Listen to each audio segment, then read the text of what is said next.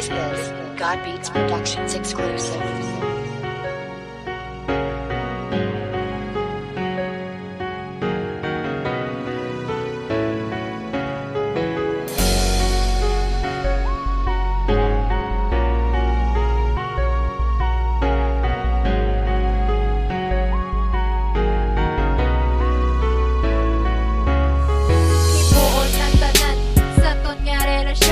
Ikaw lang ang lalaki nga nagapagana sako. Sa inadlaw ka kinuros nga nagapalipay sakot. Pero wala mo gid nahimo nga ako ang sakiton.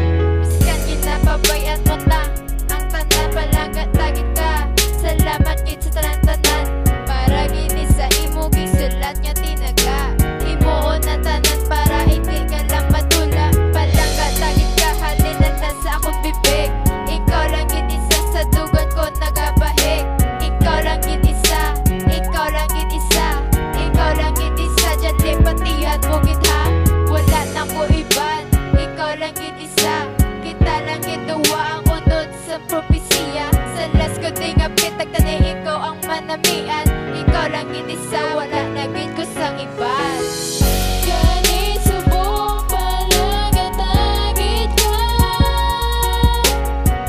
Wala iban, ikaw lang gid isa. Gani ikaw lang gid palaga ko. Ikaw lang isa.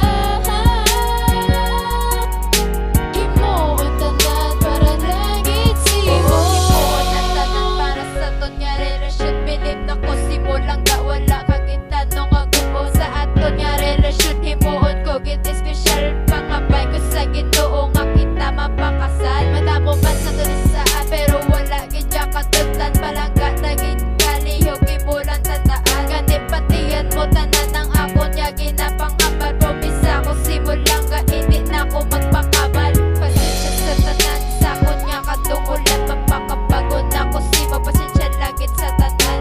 Salamat sa tanan kaway bugid ko gipabayan sa atong pagupnan na imo ko ginaatipan. Tanan imuon ko para kita lang ang malibay. Tani sa aton nga relasyon kita lang ang maging matawhay. Sa bato mo ilabo ikaw akon atipanon. Ilubong mo man sa duta di ta ka maghintuon.